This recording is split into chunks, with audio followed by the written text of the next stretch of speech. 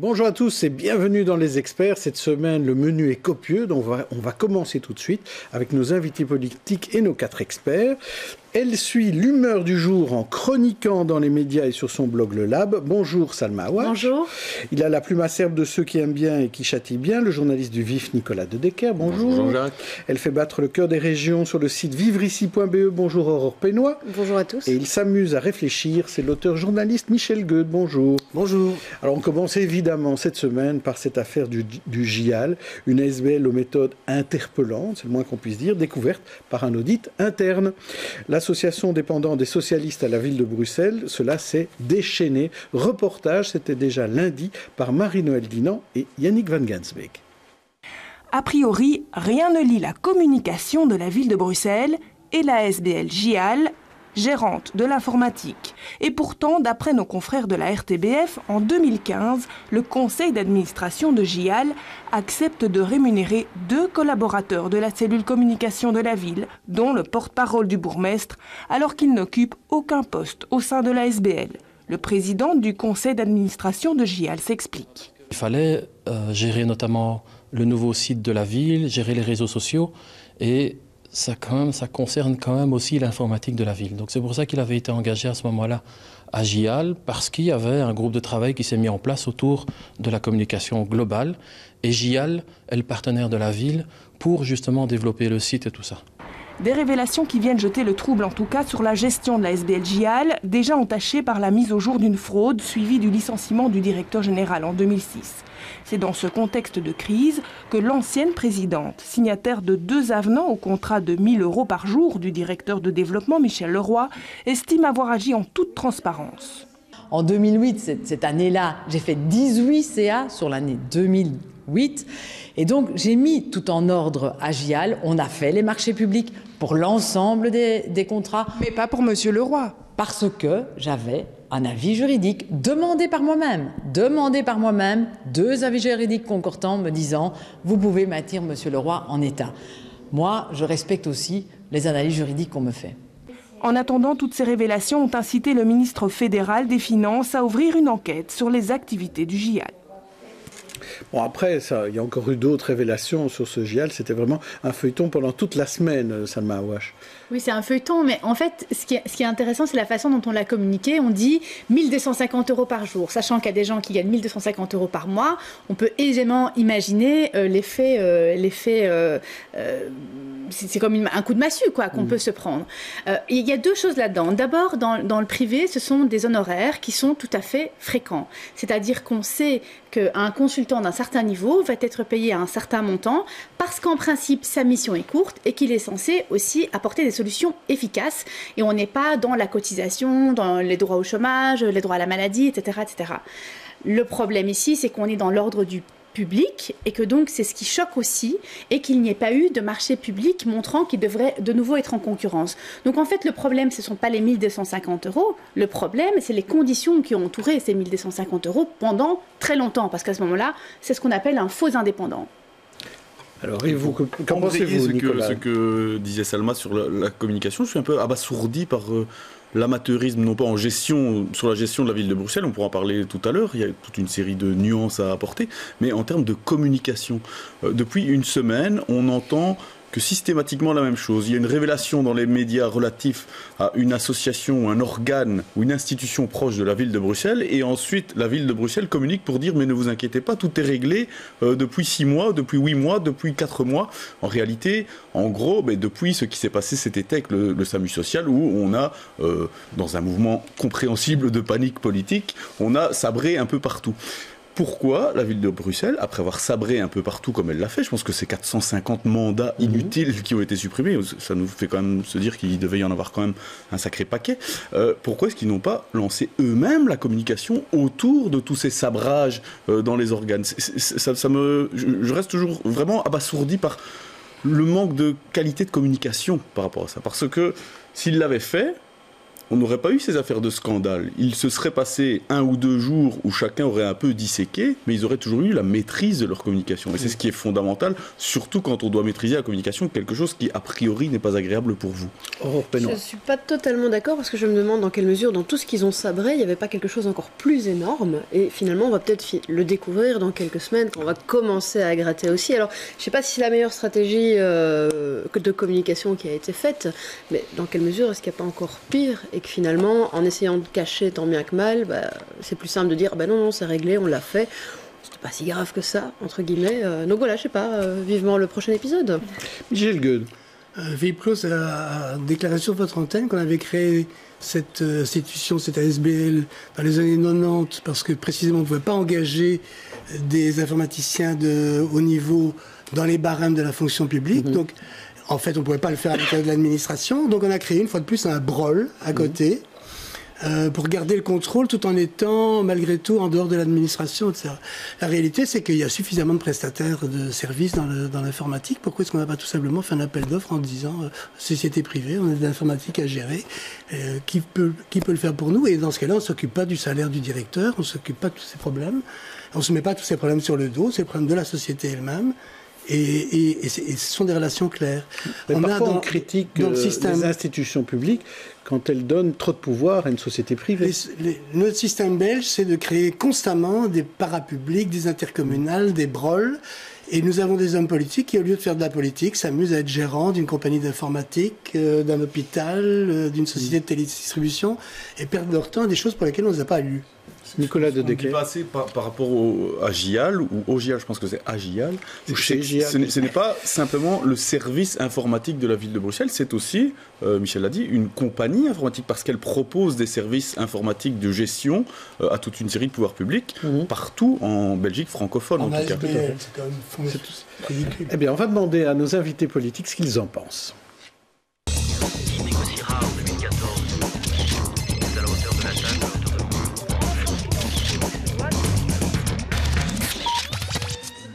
Voilà, alors nous avons Karl Van Loo, député au Parlement flamand et sénateur NVA, il habite Ganshoren, et Catherine Moreau, députée au Parlement bruxellois, PS, future tête de liste PS à Molenbeek.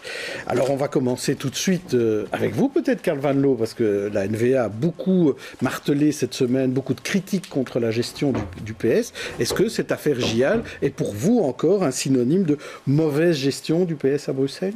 Ah oui, bien sûr, c'est de nouveau un exemple d'un modèle PS ici à Bruxelles. On travaille ici à Bruxelles avec des ASBL un peu partout. On peut dire des ASBL qui sont plutôt des associations lucratives sans but. Tu vois maintenant qu'on a un directeur qui touche 1 000 € par mois. 1 000 € par mois, il y a... Par jour. Par jour, excusez-moi. Oui. Par jour, il y a des gens qui n'ont pas 1 000 € par mois. Et donc, ils n'ont pas fait un appel au marché public, on n'a pas respecté la loi et on trouve ça un peu normal. Et donc, c'est pas la première fois cette affaire. On a eu, bien sûr, l'affaire Samus Social. Cette semaine, il y a 2 autres affaires. On a l'affaire Néo aujourd'hui. On a encore d'autres affaires. Et c'est toujours un manque de transparence ici à Bruxelles. Donc, on cache un peu la réalité derrière des ASBL. On n'est pas ouvert, on ne veut pas montrer ce qu'ils font tout le temps. Et ça, c'est le vrai problème.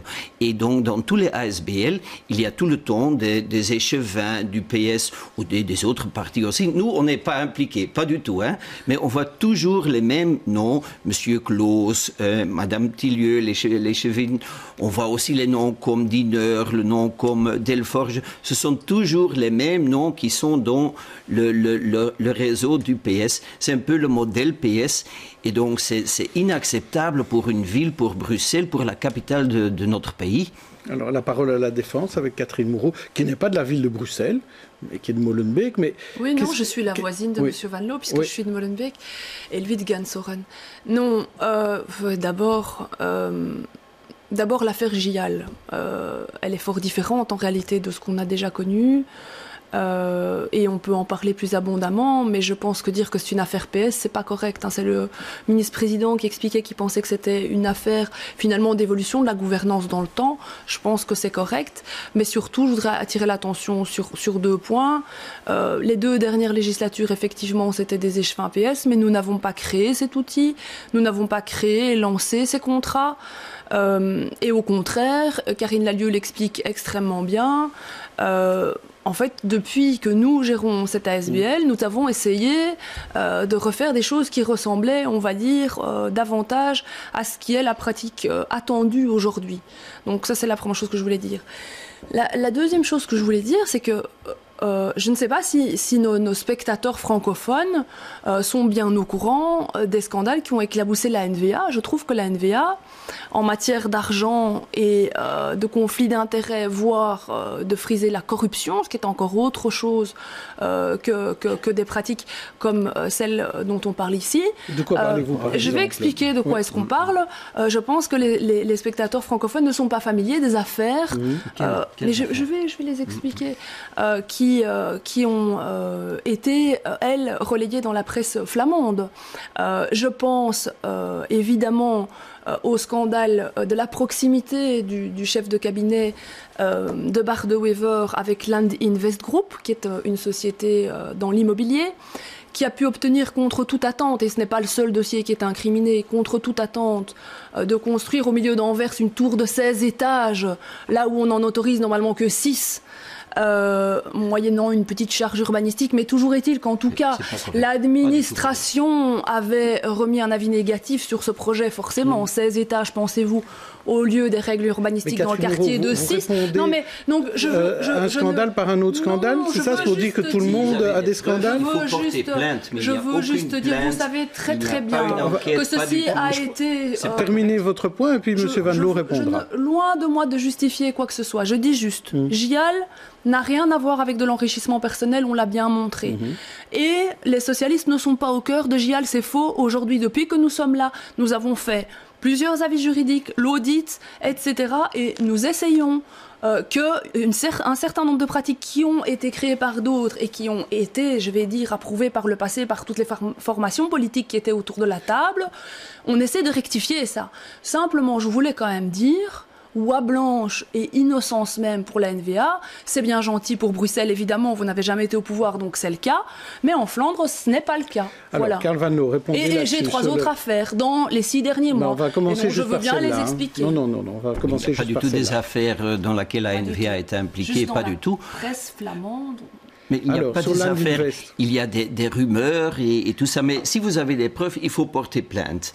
Mais donc il n'y a aucune une enquête, il n'y a rien, il n'y a rien. Ce sont de temps en temps des articles dans lesquels dit oui, Monsieur De Wever, il a parlé avec ce monsieur, guilty by suspicion, parce qu'il a parlé avec ce monsieur. Mais ici, qu'est-ce qu'on voit ici? L'affaire GIAL, une ASBL, qu'est-ce qu'il veut cacher? C'est un monsieur Leroy, qui a travaillé comme faux indépendant pendant 18 ans, et c'était toujours un échevin ou une échevine socialiste qui a signé le contrat avec M. Leroy depuis 18 ans. 18 ans. Ça, c'est la réalité. Des échevins d'autres couleurs aussi au début. Mais juste après, c'était beaucoup d'échevins socialistes, M. Van Loo. Karine Veigen, Tillemans. C'est faux. Nicolas De Decker. Je ne fais pas diversion, mais le fondateur de votre parti, Geert Bourgeois, qui est aujourd'hui ministre-président flamand, cumulait son revenu de ministre-président avec 1 000 € par mois de pension d'échevin. Il était échevin dans les années 80 à Isegem, je pense. Il est ministre-président flamand. Je pense que c'est une dizaine de milliers d'euros. Pardon ? Est-ce qu'on ne parle pas de choses un peu différentes ? Je considère que, il a le droit, tout à fait. Il l'a dit, c'est pas grave. Vous pouvez penser que c'est de la bonne gestion d'argent public. Je pense, moi, que si on apprenait ça d'un ministre-président wallon, la presse flamande en parlerait. Et en Belgique francophone, on n'en a jamais parlé. C'était dans la presse flamande aussi, mais c'est normal. Ce n'est pas dans la presse francophone, mais c'est pas votre chose. Il faut lire aussi peut-être la presse néerlandophone. Moi, je lis aussi la presse francophone. Je fais un effort, donc... Oui. Très bien, mais essayons d'avancer un peu, parce que vous lanciez aussi Néo, en disant Néo aussi, il y a des scandales. Mais là, il y a des consultants qui travaillent pour Néo. Il faut pas, on n'a pas besoin de consultants quand on a des nouveaux projets, par exemple ? Vous trouvez qu'on peut travailler qu'avec des fonctionnaires? Mais c'est quand même bizarre. Toujours, on voit des ASBL. Toujours, on voit qu'on travaille avec des entreprises, avec des consultants qui touchent beaucoup d'argent, mais toujours avec des fonds, avec des moyens publics. Ce ne sont pas des captains of industry, ce ne sont pas des entrepreneurs, ce sont toujours avec des moyens publics qui font du commerce. Maintenant, Neo, on voit qu'il y a le CEO, on voit qu'il y a des consultants, on voit de nouveau, c'est l'ancien chef du cabinet de M. Piquet, qui est le CEO à Neo. Henri Diener, vous voulez parler. M. Diener. Et donc, on voit toujours ce lien entre ASBL, le PS, l'administration, et donc il y a toujours un manque de transparence. Pourquoi est-ce qu'on n'est pas ouvert? Pourquoi est-ce que c'est vraiment des journalistes qui doivent faire des recherches? Pourquoi est-ce qu'on ne travaille pas? Il y a des autres possibilités. Pas travailler avec des ASBL, mais ce qu'on connaît en Flandre, ce sont des autonomes gemeentebedrijven. Ça veut dire des entreprises communales autonomes, qui ont une sorte... Et dans laquelle il y a toujours des experts externes. Ça veut dire ce ne sont pas des échevins, des bourgmestres, mais des experts externes, avec une expérience... Pardon? Ce sont des consultants. Oui, mais c'est dans un conseil d'administration. Un consultant, c'est quand même quelqu'un d'autre. Un consultant ici, c'est quelqu'un qui est payé par jour, par semaine, et qui est en même temps directeur, qui est dans le comité de gestion. Et donc le conseil d'administration dans une société anonyme de droit public, comme le VRT, où il y a des experts externes. Vraiment avec une expertise dans... C'est le mode de rémunération au jour ou c'est le fait qu'il soit externe? Parce que j'arrive pas très bien... Non, le problème c'est qu'il y a un manque de transparence avec les ASBL. Donc c'est pas le problème de prendre des consultants, c'est le problème que pour vous ce n'est pas... Non, il y a plusieurs problèmes. Les consultants, on ne le savait pas, on n'a pas la possibilité de poser des questions dans un conseil communal parce que, non, c'est une ASBL, on n'a rien à voir. On subside quand même cette ASBL, mais on n'a rien à voir. J'aimerais savoir, Catherine Moreau, ce système d'ASBL, est-ce qu'il faut le revoir globalement? Parce que le ministre-président a dit maintenant qu'il allait s'occuper de cela, des ASBL communales. C'est ça, puisqu'il a déposé apparemment un texte qui veut vraiment étendre de manière très grande la tutelle régionale de manière à justement garantir d'abord une certaine transparence et puis les pratiques. Donc dire qu'il n'y a aucun problème avec les ASBL, moi je ne vais jamais vous dire ça. Je pense effectivement que les ASBL ont eu leur raison d'être. Je ne suis pas du tout sûre qu'on va retourner en arrière. On peut critiquer ça. Mais donc je pense que l'attitude du ministre-président en l'occurrence, qui est en fait une des conséquences aussi de ce qui s'est passé avec le SAMU social, qui était très grave, je veux dire ça, là pour le coup, il y a vraiment eu des mensonges, des omissions, un empêchement d'exercer la tutelle sur l'association par ceux qui étaient dedans. Donc là, on parlait vraiment... Et c'est évidemment ça...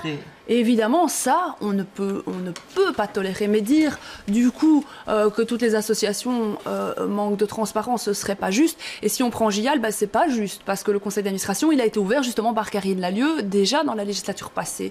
Et donc... Mais là, il va être ouvert à l'opposition. Oui, et en plus, maintenant, il va être ouvert à l'opposition.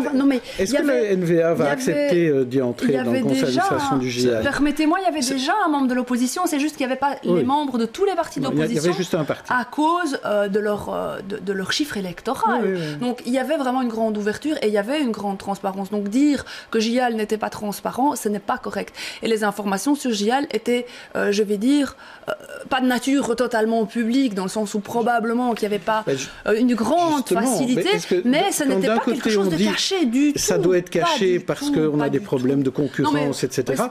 On se retrouve peut-être en dehors du scope de ce que doit faire une ASBL. Je pense que GIAL, c'était transparent, c'est pas ça le problème. Michel Goethe. Le salaire des dirigeants, finalement, c'est pas très important, à mon sens. Qui gagnent bien leur vie, c'est parfait, tant mieux pour eux. La question, c'est, en termes d'argent public, est-ce que le fait d'avoir une ASBL qui s'occupe d'informatique, alors qu'il y a sur le marché des centaines de sociétés qui s'occupent d'informatique, des sociétés commerciales, est-ce que ça a coûté plus cher ou moins cher au pouvoir public? Est-ce que ça a été plus efficace ou moins efficace? Quand on regarde ça 25 ans plus tard. Voilà. C'est une bonne question, Catherine Moreau. De manière rapide, je ne suis vraiment pas experte en informatique et je n'ai jamais géré le GIAL. Mais ce que j'entends, c'est que des experts informatiques dans des sociétés de consultance se font, eux, payer des 275, 300 € de l'heure. Et là, on est encore dans autre chose. Et donc, c'est vrai que c'est un domaine, et moi, je suis très mal à l'aise, contrairement à ce que vous venez de dire, Monsieur Gueud, sur les si hauts salaires. Moi, je suis fondamentalement mal à l'aise sur les si hauts salaires. Je ne comprends pas, alors que la société paye des études de tout un chacun, qui est des salaires aussi élevés par rapport au salaire de base. Ça, vous dites la même chose. Non, pas tout à fait. Moi, je ne Ce qui me gêne, c'est les petits salaires. C'est pas les gens qui gagnent bien leur vie. Oui, mais non, parce que pour moi, ce qui me gêne, c'est l'écart. Moi, je ne vois pas ce qui justifie cet écart. Pas tout à fait. Si la caissière gagnait peut-être un peu plus, avec un salaire plus... Oui, beaucoup plus, mais un salaire plus décent. La caissière devrait gagner beaucoup plus. Et moi, je comprends tout à fait que les gens soient choqués de voir 1 000 € par jour. Je veux juste dire que moi, je suis choquée par 1 000 € par jour. Pas seulement dans le public, mais aussi dans le privé. Et je crois qu'il faut des lois pour encadrer les inégalités salariales. Et ça, vraiment... On ne peut pas comparer 1 000 € par jour dans le privé. Quand on est en mission d'une semaine... On ne va pas recommencer ce débat-là. S'il vous plaît. Est-ce que ça a coûté plus cher ou pas? Finalement, on a bien fait. Est-ce que on va demander à Carvalho s'il le sait? Mais si vous ne le savez pas, oui, mais vous n'avez pas la réponse. S'il vous plaît, il ne le saura pas. Non. Mais c'est pour cacher des choses. Si on calcule, mais non, c'est pas pour cacher des choses. Si on calcule, s'il vous plaît. Si on calcule sur base de ce que je disais comme étant près de 300 € par heure dans la consultance extérieure, évidemment, la consultance extérieure aurait coûté plus cher.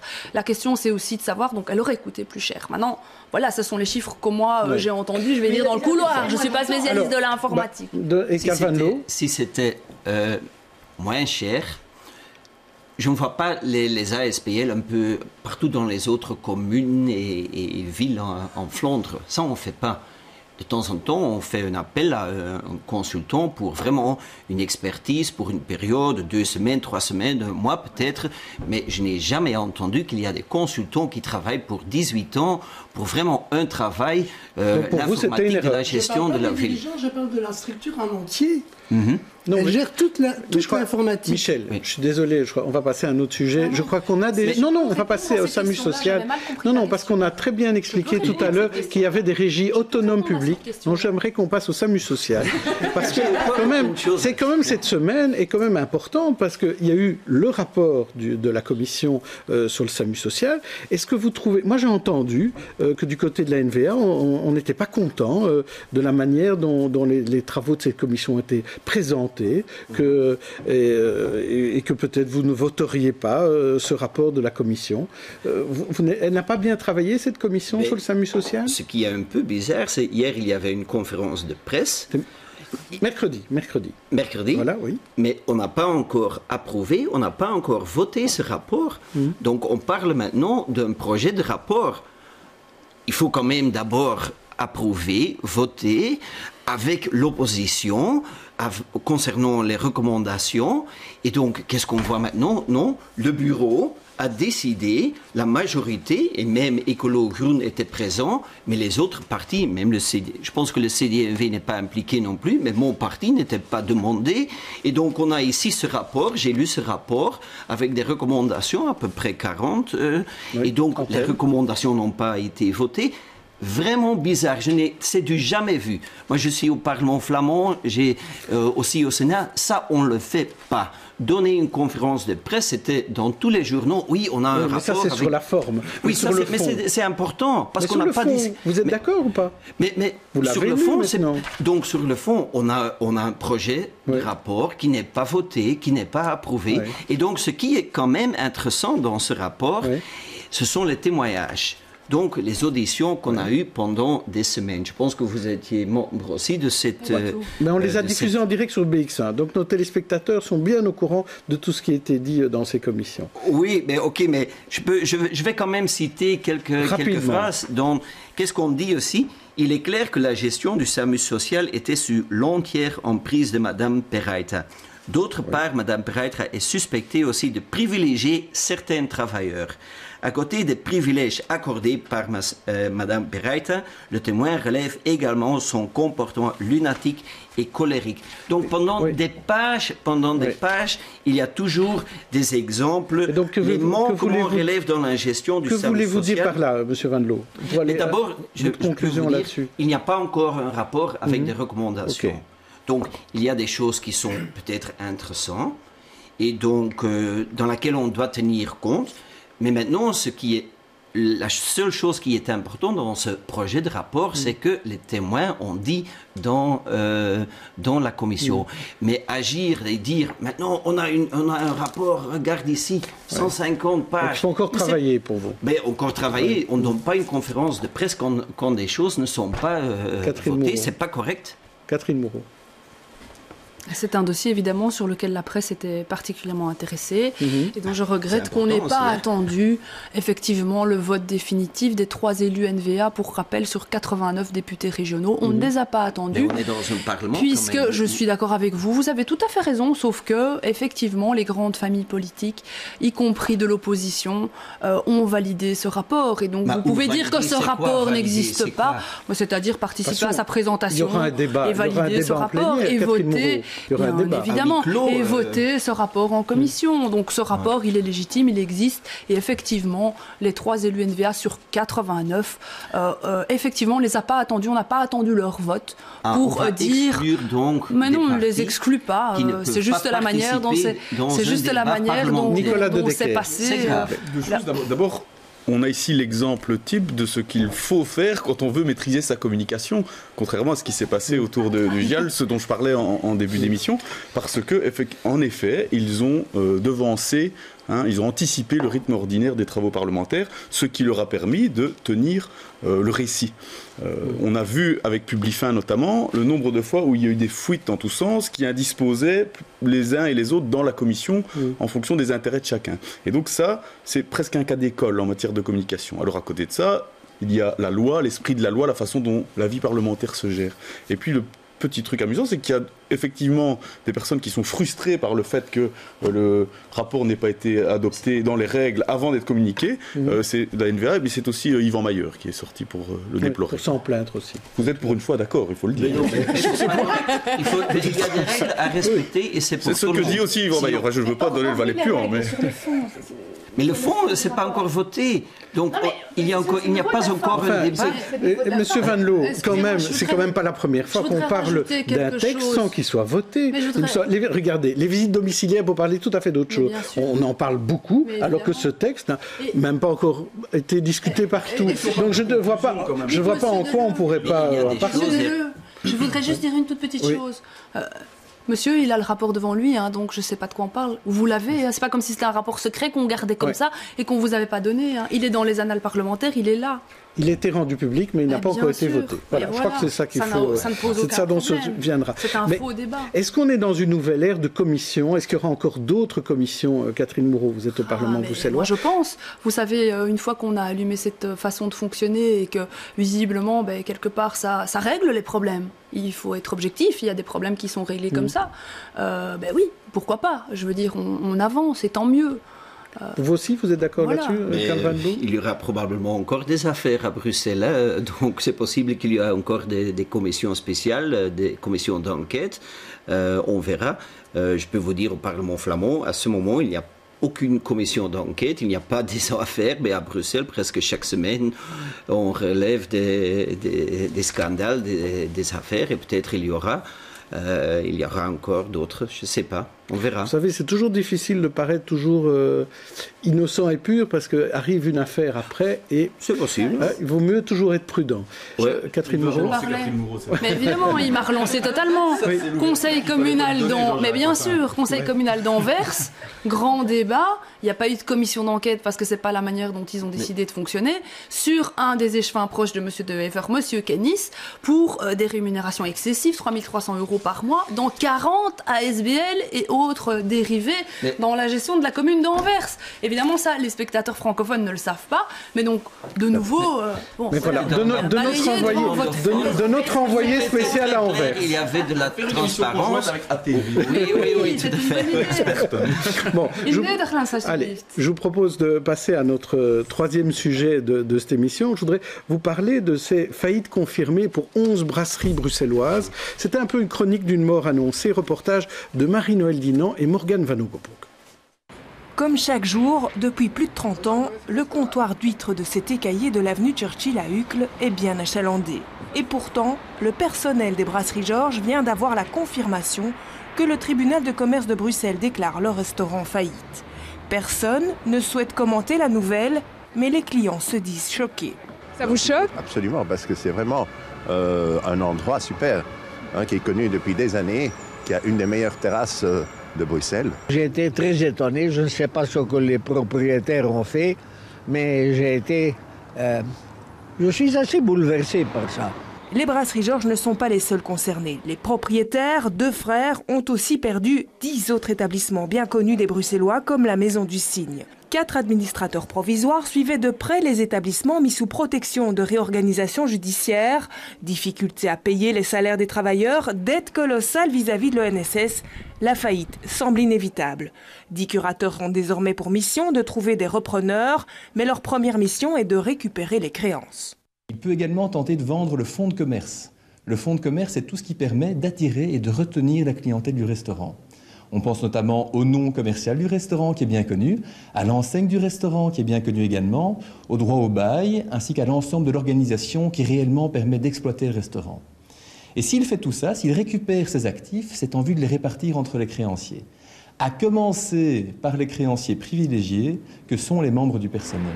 Car le curateur doit aussi gérer tout l'aspect social de la faillite. 160 personnes sont concernées. Dès aujourd'hui, il va devoir prendre une décision quant à la poursuite des contrats en cours, sans prendre le risque de creuser davantage le passif.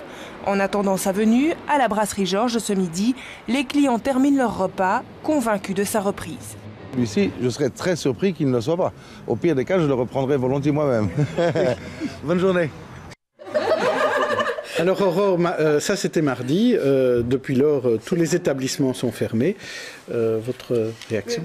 Moi, ce qui m'hallucine un petit peu, effectivement, c'est de se dire qu'on a énormément d'établissements, on a plus de 160 membres de personnel. On a l'impression qu'on le découvre à l'instant. Dans quelle mesure, en fait, une partie n'aurait déjà pas pu être sauvée? Dans quelle mesure où est-ce que ça...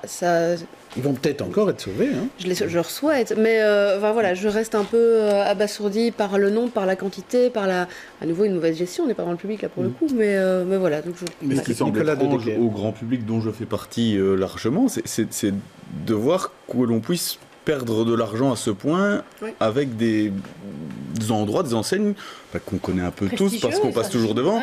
Et on doit se faire. Je suppose qu'il ne faut pas être consultant, payer 1000 euros par... Bien sûr, mais... Les restaurateurs se plaignent. Oui, mais en l'occurrence, si vous allez à la maison... Bien sûr, mais on n'est pas là face aux restaurateurs classiques, face à l'oreca ordinaire du quartier, du mec qui se bat et qui se bat pour avoir même des clients. Ici, en l'occurrence, ce sont des espèces de monuments de l'oreca. Comment peut-on perdre de l'argent comme ça? À 1000 euros par jour, peut-être. On peut perdre de l'argent, c'est pas parce que l'enseignement est prestigieux qu'on ne perd pas d'argent. Ne pas en gagner. Oui, mais on peut être très mauvais gestionnaire, que ce soit un grand établissement ou un plus petit. Voilà, ça n'a rien à voir avec la taille. Peut-être problème de gestion et problème aussi de fréquentation, qu'il y avait de moins en moins de clients dans ces restaurants, brasseries. Catherine Moureau, il y a 160 emplois à sauver, des enseignes à sauver. Oui, ça c'est très compliqué évidemment et c'est très difficile.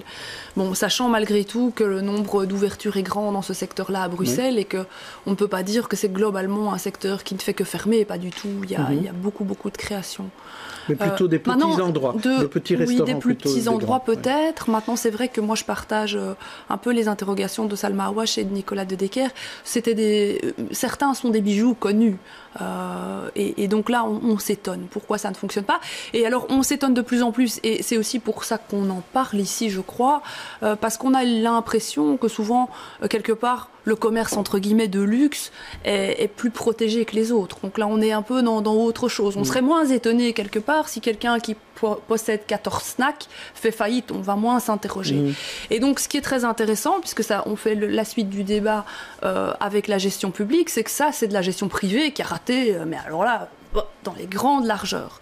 Et donc se poser la question de savoir est-ce que c'est au public d'aider à ce que la gestion privée se casse pas la gueule, peut-être en partie, mais peut-être pas tout à fait quand même. Enfin, je veux dire, là, on est quand même dans quelque chose qui, pour le coup aussi, si on devait changer ça, on changerait des mœurs millénaires, parce que c'est pas la manière dont on a fonctionné jusqu'ici. C'est pas la demande. C'est pas la demande. Donc voilà. Donc du coup, c'est vrai qu'en termes de questionnement politique, moi, il y a un questionnement politique qui me vient à l'esprit, qui est en lien directement avec celui-ci. C'est surtout la question de la qualification de celui qui va arriver à la tête de telles entreprises. Est-ce qu'il doit ou pas être qualifié? Aujourd'hui, en Flandre, excusez-moi, on est en train de travailler sur des projets de loi qui limitent les qualifications nécessaires. Les accès à la profession vont être plus libéralisés. Oui. Ici, à Bruxelles, on est plutôt tenté de freiner ce mouvement-là. Ceci tend plutôt à nous donner raison. Karl Van Loo. Mais je regrette bien sûr qu'il y a une faillite de les 11 brasseries ici à eux.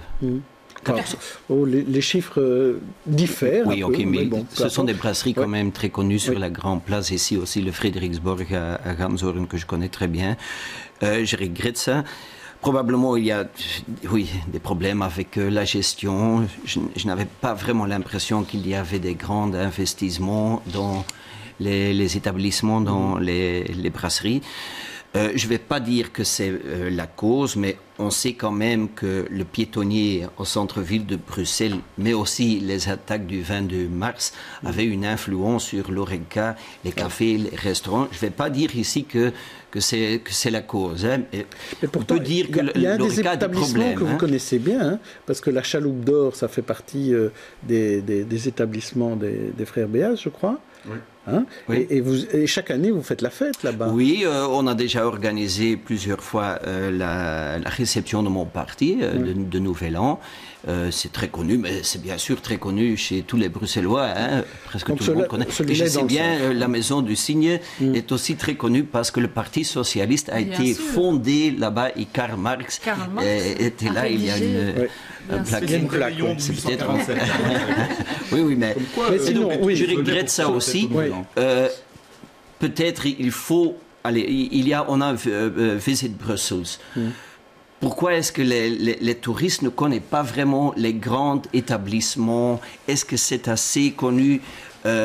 Par exemple, à Paris, on voit des grands établissements qui sont vraiment dans tous les guides touristiques. Et peut-être on doit faire un effort avec tout. On a ici les touristes qui visitent la basilique.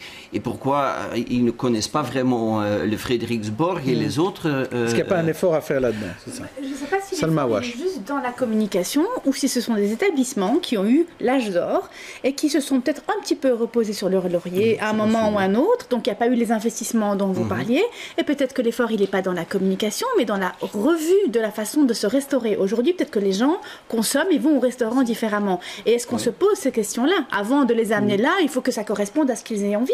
En France et à Paris, ce sont des établissements qui ont su rester. Alors, ils sont restés en même temps très traditionnels, mais en même temps, ils arrivent avec cette espèce de bagage culturel et cette aura qui fait qu'on a envie d'aller. Mais ici, est-ce qu'aujourd'hui, le Bruxellois se reconnaît dans ces endroits? C'est une vraie question, je n'ai pas de réponse. Hein. Eh bien, on n'a pas de réponse, donc on va passer à la suite. On va parler des visages qui ont fait l'actualité de la semaine. Et on va commencer par vous, Karl Van Loo. Je vais vous proposer donc 4 visages qui ont fait l'actualité de la semaine. Tout d'abord, Emma Gonzalez, cette jeune américaine rescapée de la tuerie de Parkland qui a lancé une vraie campagne anti-armes à feu. Tonya Harding, la patineuse américaine mal aimée dont on a fait un film. Asli Erdogan, l'écrivaine turque invitée d'honneur de la Foire du Livre. Ou encore Roger Van den Stock, démissionnaire à la fois de la Pro League et d'Anderlecht, puisque arrive bientôt le 1er mars, et Mark Cook. Alors, qui choisissez-vous? Emma Gonzalez, Tonya Harding, Asli Erdogan ou Roger Van den Stock? Mais moi, je préfère M. Van den Stock. C'est votre droit. Oui, c'est un Bruxellois. Il a fait des grandes choses comme entrepreneur, aussi pour Anderlecht, bien sûr. Et donc, maintenant, il y aura Mark Cook, bien sûr, comme le grand chef, comme le président d'Anderlecht. Mais j'ai beaucoup de respect pour des entrepreneurs qui prennent des risques, qui font des investissements. Et c'est ça qu'il a fait. Et c'est un vrai Bruxellois. Il parle très bien le néerlandais, le français, et j'ai beaucoup de respect pour M. Van den Stock. Alors, on va passer aux 4 visages pour Catherine Moreau à présent. Alexandra Paskovska, la styliste de White Dress, décédée la semaine dernière. Laurent Wauquiez, le leader de la droite française, enregistré à son insu alors qu'il dézinguait ses collègues. Anne Gruet, la juge d'instruction vedette d'un long métrage réalisé par l'équipe de Striptease. Ou enfin, Bachar el-Assad, qui fait bombarder encore sa population. Alors, qui choisissez-vous? Je vais choisir... Alexandra, Laurent, Anne ou Bachar? Oui, je vais choisir celui qui m'a fait sourire cette semaine et pas celui qui m'a fait pleurer. Donc je vais choisir Laurent Wauquiez. Ce monsieur est quand même fabuleux. C'est absolument incroyable ce qu'il arrive à faire. Donc il occupe effectivement un espace à part dans la scène politique française, extrêmement à droite et clown malgré lui d'une manière incroyable. Donc il parlait devant des étudiants et il s'est lâché. Et puis il a dû après se justifier et là il s'est pris les pieds dans le tapis monstrueusement. Donc c'était une suite en fait d'épisodes, un peu un genre de vaudeville politique. Voilà, c'était plutôt drôle. J'ai l'impression qu'à la fin de l'année, Jean-Jacques diffuse des enregistrements de ce qui se dit au maquillage. On peut vous prévenir maintenant. Alors 2 questions sérieuses pour terminer cette partie-là de l'émission. Vous savez, on travaille avec Transparencia et Cumuléo et on vous demande toujours des nouvelles de la transparence, souvent dans les communes, mais dans votre cas, ce sera plus au niveau parlementaire. Catherine Moureau, je vais vous demander à vous d'abord. Il y a un texte sur la transparence sur lequel vous travaillez au Parlement bruxellois, qui était rédigé notamment par David Renders, le professeur à l'UCL, en novembre 2017. Le cabinet Vervoort a toujours refusé de rendre public ce texte-là. Aucun parlementaire, en dehors de ceux du groupe PS, n'aurait lu ce texte. Par souci de transparence, et que vous accepteriez de diffuser ce texte pour qu'on puisse tous lire l'avis du professeur Renders. Je dois vous dire que je ne connais pas ce texte. Donc vous ne l'avez pas lu? Non, je ne sais pas de quoi il s'agit en fait. Mais voilà, je vais dire à mon groupe d'être un peu plus transparent à mon égard. Très bien. On entend bien. Non, mais ici non. Ouais. Ah bah attendez, maintenant c'est à votre tour. Oui. Lisbeth Homans, à l'époque, elle était députée fédérale et elle avait déposé une proposition très intéressante de loi élargissant les déclarations de mandat, profession privée, patrimoine aux experts et membres des cabinets ministériels. C'était donc avant 2014. Rien n'a été fait depuis lors. Pourtant, la NVA est au gouvernement fédéral, ni au fédéral, ni même au Parlement flamand. Alors, seriez-vous prêt à resoumettre ce texte de loi au Parlement flamand, avant Pâques, par exemple, en l'élargissant aux communes? Qu'est-ce que vous en pensez? Je ne sais pas si c'est correct, parce que Lisbeth Homans n'était pas députée fédérale, elle était députée flamand, toujours. À la région, alors c'était à la région. Donc, mais ce texte vous dit quelque chose? Ça vous dit, ce texte de loi? Texte. Oui, mais ce texte de loi, vous le connaissez? Donc il y a une petite erreur, en tout cas, mais donc je vais consulter. Vous allez vérifier ça? Mais on a quand même changé des choses. S'il vous plaît, on a quand même changé des choses. Par exemple, maintenant, les chefs du cabinet, les adjoints chefs du cabinet, ils doivent aussi déposer leur, comment on dit, aangifte van mandaten, tous les mandats qu'ils ont, déclaration des mandats, ils sont obligés. Donc on a déjà changé le décret, la loi concernant. Je peux poser une question à M. Van Loo. Oui, rapidement. C'est juste pour savoir si la nouvelle règle de déclaration, elle date d'avant ou après le scandale sur Siegfried Brack. Mais il n'y a pas un scandale Siegfried Brack. Il a donné un avis. Il a démissionné, mais ce n'était pas du tout un scandale. Il n'a pas démissionné. Où est-ce qu'il a démissionné? Son mandat de Télénet à 1 000 € par mois. Il n'a jamais reçu. C'est pas correct. C'est pas du tout correct. Il a donné des avis. Il n'est pas payé pour ça. Et donc c'est quand même une entreprise privée. Ce ne sont pas des moyens publics. Non, c'est pas vrai. Deuxième personnage dans l'ordre protocolaire après le roi. Et donc, est-ce qu'il donnait des avis ou pas? Il a donné des avis, mais c'est un ancien journaliste. Sinon, il n'aurait pas dû démissionner. Mais il n'a pas démissionné. Où ça? Il a démissionné de son mandat à Télénet, M. Van Loo. Non, il a dit qu'il ne donnerait plus d'avis à Télénet. Est-ce qu'il est encore président de la Chambre? Ce que je vous propose, pour passer à autre chose, on va oublier... Poser la question, combien de mandataires socialistes ont démissionné? Il y en a beaucoup. Est-ce qu'on va commencer avec André Koos qui a été assassiné? S'il vous plaît, je vous propose... Monsieur Van Loo, Madame Moreau, on va passer à autre chose, parce que là, on ne va pas s'en sortir, si vous faites la liste de tous les démissionnaires ou tous les scandales des uns et des autres. Je vous propose juste, je voudrais vous parler, en 2 mots. Il y a le Bruxellois de l'année mardi soir, le 27 février, et donc les gens ont voté, déjà les votes se sont arrêtés vendredi. Je vous propose juste de donner votre avis sur l'homme politique bruxellois de l'année. On ne sait pas encore qui va gagner, mais je vais vous proposer de le regarder. On ne va pas vous montrer rajouterai les autres catégories, tant pis.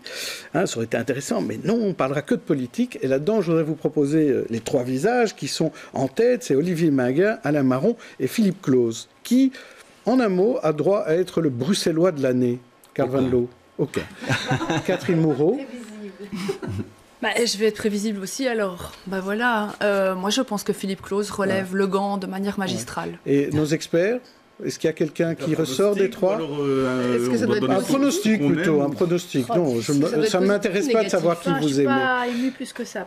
Non, pas de pronostic. Si la question est pour de l'année, pas forcément en termes d'adhésion, d'approbation, l'homme qui a marqué l'année, c'est Philippe Claus.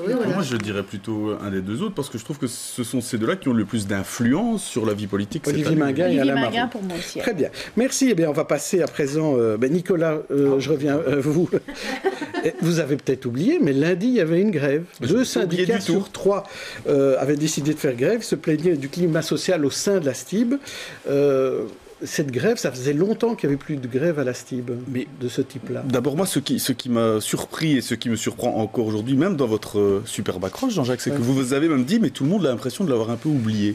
Ce qui est amusant ici, et qui joue dans le fait que nous l'ayons oublié, je pense, c'est que les observateurs que nous sommes, on s'intéresse toujours quand il y a un peu, ou que l'on croit déceler un peu de politique dans une grève. Ici, il s'agit de travailleurs... On a juste l'habitude, non? Mais à la STIB, il y en a très peu. Oui, et en l'occurrence, ici, personne n'est vraiment sorti du bois. Pourquoi? Parce qu'on a un syndicat socialiste qui se met en grève contre, notamment, et un syndicat libéral aussi, mais contre un gouvernement dominé par les socialistes. Et donc nous, on ne se dit pas, oh là là, c'est politique, c'est parce qu'ils sont contre le gouvernement, ils veulent le faire tomber, etc. Ça nous a moins embêtés. Cela dit, moi, j'ai été personnellement embêté. J'ai dû faire des détours. Moi, j'avais l'autre impression aussi, c'est que finalement, on n'était pas si embêtés que ça. Enfin, pas par vous, Nicolas, mais... Ils ne prennent pas le tram. Alors non, mais il restait quand même... Il restait la SNCB. La SNCB restait de laine, il y a des trams, il y avait des bus. Alors il y en avait moins. On avait moins de place pour chacun, l'espace vital n'était pas forcément respecté. Michel Gueux, cette grève a abouti, c'est-à-dire qu'il y a eu un accord très très rapidement. Et c'est ça qui est intéressant, parce que forcément, une grève entraîne des perturbations pour les gens. Mais la grève a provoqué, effectivement, une négociation qui a abouti, ça c'est très positif. Catherine Moreau, ça j'abonde dans ce sens-là. Je pense qu'il faut se rendre compte que les travailleurs ne font pas grève par plaisir, parce qu'ils perdent de l'argent quand ils font grève, et ils entraînent des difficultés de relation avec leur patron, leur chef, etc. Ça n'est pas quelque chose d'agréable, et quand ils le font, c'est pour obtenir des choses. Ici, ils les ont obtenues, fin de l'histoire, ça a duré une journée. Je pense que ça, c'est tout à fait normal, c'est tout à fait sain, et c'est une bonne chose. Carl Van Loo. C'était vraiment horrible ce lundi. Pour aller de Ganshoorn jusqu'au centre-ville, c'était pour moi presque 1 heure. Donc, il y avait beaucoup de problèmes, vraiment des bouchons partout. C'était horrible. Et j'ai l'impression qu'il y avait une petite guerre entre les syndicats. Le syndicat chrétien, le syndicat libéral, le syndicat socialiste. Et à ce moment, ce n'est pas encore clair. Il y a une discussion concernant un organigramme, les missions, le pointage. Donc, c'est vraiment une grève qui a eu des grandes conséquences pour des entreprises, pour les écoles, pour... Vous êtes pour l'unité syndicale? Non, ça je ne dis pas. Ça je ne dis pas. Non. Je dis qu'il y avait une guerre entre les syndicats. Oui. Et donc, il y a... Est-ce que vous êtes pour le service minimum demandé par le maire? Ah oui, bien sûr. Oui, je n'ai aucun problème avec le droit de grève, mais il y a aussi un droit à la mobilité. Et ça est devenu un problème maintenant. Catherine Moreau, sur le service minimum? Ceux qui sont arrivés à l'heure ce jour-là, je peux vous le dire, c'était ceux qui allaient à vélo. Ça, c'est très clair. Donc, il y a eu effectivement des grands problèmes de circulation. Et ça a je vais répondre. Et ça a démontré, du coup, l'importance de nos transports en commun. Ça, c'est vraiment très important. Et est-ce qu'il faut un service minimum? Je pense qu'en fait, il y en a eu un. On peut dire que c'est parce que les syndicats n'étaient pas d'accord, mais je ne pense pas que c'est ça. Je pense qu'il y a toujours des travailleurs qui sont là et qui travaillent. Mais il faut se réglementer, peut-être. Et je pense que ce qui est moi je suis défendresse du droit de grève de manière vraiment très ferme. Je pense que ce qui est important, c'est qu'on encadre de manière telle que la grève soit aussi prévisible que possible et qu'on puisse trouver des solutions alternatives. Mais moi, je suis vraiment défendresse du droit de grève. Il n'y a pas de... Et droit de mobilité, ça n'existe pas aujourd'hui, ni à Bruxelles, ni à Anvers. Nulle part. Alors, je voudrais encore parler d'un sujet d'actualité, très rapidement, c'est ces affaires de mariage blanc et de bébé papier, parce qu'on en a parlé à 2 occasions, à Schaerbeek la semaine dernière, et aussi à Bruxelles, avec Alain Courtois, qui est poursuivi par un couple belgo-tunisien. Il y a une nouvelle loi le 1er avril qui va autoriser les enquêtes policières pour vérifier si effectivement il y a mariage blanc ou pas, il y a bébé papier ou pas. Karl Van Loo, vous aviez une réaction par rapport à ça? Je trouve ça de nouveau un moyen comment des personnes en séjour illégal qui font des choses illégales, marier avec des personnes pour obtenir des papiers, adopter des enfants pour obtenir des papiers, c'est vraiment inacceptable. Donc j'espère que la nouvelle loi peut aider aussi l'administration, parce que c'est toujours une chose difficile pour l'administration. Est-ce qu'on peut marier des gens qui n'ont pas vraiment des intentions honnêtes? Et donc, comment on fait la preuve de ça? Comment est-ce qu'on fait la différence entre... Mais avec un avis, une enquête par la police, par le parquet. Avec quels moyens? Je suis interrogative. Comment on fait pour comprendre, pour deviner ça? Qu'est-ce qu'ils auront comme moyens, ceux qui font l'enquête? Oui, mais ça arrive tout le temps, des bourgmestres qui demandent... Non, aujourd'hui, ils n'ont pas les moyens de vérifier. Est-ce que vous connaissez votre future épouse? Est-ce que vous connaissez la famille? Où est-ce qu'il vient? La date de naissance? Il y a toujours... Ça c'est quand même nécessaire que les... Ça, c'est des questions administratives. C'est pas un conseiller conjugal. Enfin, je sais pas, vous pensez à des conseillers conjugaux qui peuvent vérifier qu'il y a vraiment une entente? Catherine Moreau intervienne aussi. Je ne sais pas ce qui s'est passé, mais il y a quelque chose qui cloche dans la manière dont on a enclenché le débat. En réalité, en ce qui concerne ce qu'on qualifie de mariage blanc ou mariage gris, il y a déjà une législation, il y a déjà des contrôles de police et ceci est déjà réglementé. Donc, ce qui a fait la une et défrayé la chronique cette semaine, c'est la question de l'instrumentalisation de la naissance et de l'enfant. C'est une autre question. Le bébé papier. Ce sont deux choses différentes. Alors, le rapport entre les deux, c'est évidemment que ce sont des dossiers à caractère éthique très compliqués. Qu'est-ce que c'est un dilemme éthique? C'est à un moment donné deux valeurs qui se rencontrent, qui se choquent et on ne trouve pas facilement la solution. Et dans le cas des dilemmes éthiques, et c'est ce qu'on a fait pour le regroupement familial comme pour la question des mariages, on a choisi la voie de l'enquête et on a donné quelques moyens d'enquête, on a choisi quelque part. Et ici, le problème qui est posé par la loi, à mon avis, la nouvelle loi qui est sur la table avec la question des bébés, le problème, c'est qu'on n'a pas tenu en compte qu'il y avait un nouvel être qui était en question, qui était cet enfant à naître et qui était là, qui était derrière ce dossier. Et en fait, dans cette loi, vous dites ça va être plus facile pour les services communaux. C'est tout le contraire. Ça va être beaucoup plus difficile pour les services communaux qui vont devoir, comme Salma Awash l'a dit, se baser sur des éléments et qui auront la vie future d'un enfant. Est-ce qu'il aura une relation ou pas avec ses parents entre les mains? C'est extrêmement injuste. Moi, je m'élève en faux contre cette procédure. Je pense que l'intérêt de l'enfant à naître aurait dû être préservé à tout coup et que ça valait la peine de risquer qu'il y ait effectivement des faux mariages et tout ce que vous voulez pour que l'intérêt de l'enfant à naître soit garanti dans tous les cas. C'est l'intérêt de l'enfant d'abord. Oui. Ça, je suis d'accord, c'est l'intérêt de l'enfant, mais de temps en temps, les enfants sont des victimes aussi, par des parents qui abusent les enfants pour obtenir des papiers. L'instrumentalisation dont et on donc parlait, le père qui quitte la famille le jour qu'il a obtenu ses papiers. Donc, Michel Goede. Oui, on est dans un des effets multiples et très regrettables, en effet, de cette limitation abusive du droit de circulation et d'établissement dans nos pays. Les gens cherchent à entrer par les exceptions possibles. Les exceptions prévues, c'est effectivement le mariage, c'est d'être père. Et donc les gens utilisent ces procédés. Et au lieu d'essayer de résoudre le problème à la base, on le résout à la fin en réprimant et en posant des questions abusives, encore une fois, aux gens. Le mariage blanc, c'est un mariage de raison. Il n'y a aucune raison de le poursuivre. Le mariage gris, c'est une escroquerie. Elle doit être poursuivie comme telle.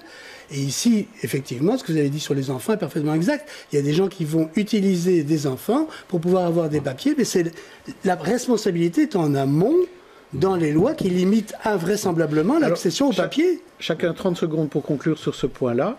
Catherine Moreau, puis Calvano. Avoir des enfants, ça arrive, y compris quand on est en couple avec un sans-papier. Et donc, on est vraiment sur la question de est-ce qu'on peut aimer ou pas un sans-papier. Je suis désolée, là, on est dans une question profondément éthique. Alors, quand on va aimer un sans-papier, on va peut-être former le projet d'avoir un enfant, c'est peut-être pas pour les papiers. Et quand on va aimer un sans-papier, on va peut-être par accident avoir un enfant avec lui et ce sera un problème potentiellement. Donc, tout ça, ce sont des questions où on doit absolument être très attentif à cette question de l'enfant d'abord, parce que je pense qu'on peut se permettre dans ce contexte-là de passer à côté de 2-3 fraudes pour être sûr que les 2-3 enfants, ils aient leurs parents avec eux. Calvano. Mais malheureusement, il y a des gens, des avocats, des juristes qui donnent du mauvais avis, qui disent aux gens, oui, il faut faire ça, marier avec quelqu'un, il faut faire ça, adopter un enfant ou quelque chose. Ça, c'est vraiment inacceptable. Et donc, il faut réagir aussi contre tout ça, parce que, et ça, je suis d'accord avec vous, c'est toujours l'enfant qui est la victime. Vous voulez lutter contre l'appel d'air des enfants instrumentalisés. En fait, c'est ça ce que vous dites. Mais oui, mais... On essaye de trouver, on veut donner un espoir, mais qui est un espoir faux à des gens qui n'ont... Mais avoir un enfant, oui, mais ça se fait parfois naturellement. Oui, mais quel est le vrai but? Est-ce que c'est d'avoir un enfant ou d'avoir des papiers? Vous ne pouvez quand même pas, dans un pays démocratique, demander à tout le monde pourquoi il veut se marier, pourquoi il veut un enfant. Ça ne vous regarde pas? Oui, Catherine Moreau. L'appel d'air sur les enfants, c'est très intéressant, monsieur Deleu. Parce que si ça existait, on le saurait déjà. Parce que depuis le début, on a cette exception. Et c'est pas pour rien. C'est pour le bien-être des enfants. Alors, on passe à nos coups de cœur à présent.